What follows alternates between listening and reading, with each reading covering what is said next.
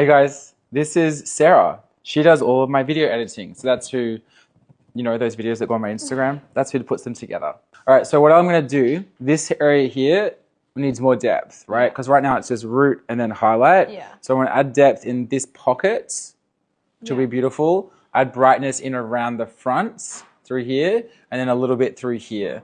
It'll be like blonde-ish. You'll have some areas that are lighter, but a lot more areas that have a lot more depth and richness, which I think will be really pretty. In terms of formula, we're going to use 6.7 in O&M core color, 3.5 volume, 1 to 2 with core restore.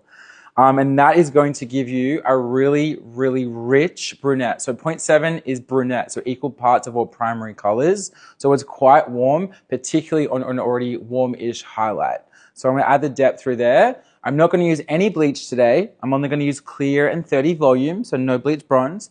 So I'm going to use the clear to tip it all out around the perimeter, maintain depth throughout. And in some of the low lights, I'm going to do the 6-7 through the mid area and then pop it out with the clear and 30 on the ends as well.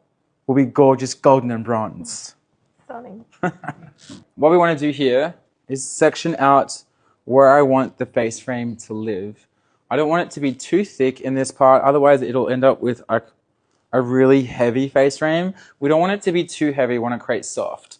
So what I'm doing here is I'm sectioning out, but when you do that, you can see that the density disappears through there and the length doesn't meet the longest point.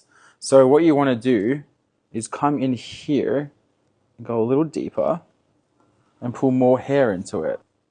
So that way you can see that the density is now full through there. You have a full tip and it meets all of the length. So I'm going to tip the very ends of this out and that will be the face frame for this color. One area you might want to join to meet that is the neckline. So I'm going to take about an inch section deep in the neckline and join that together so I have some form of connection. So when I pull that forward through here, it meets that longest point. So if you find that it doesn't or the density is not matched, then I would just take a little bit more hair.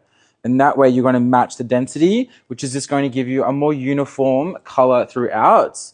And it will have connection in the color rather than being disconnected. And I'm going to tip this out.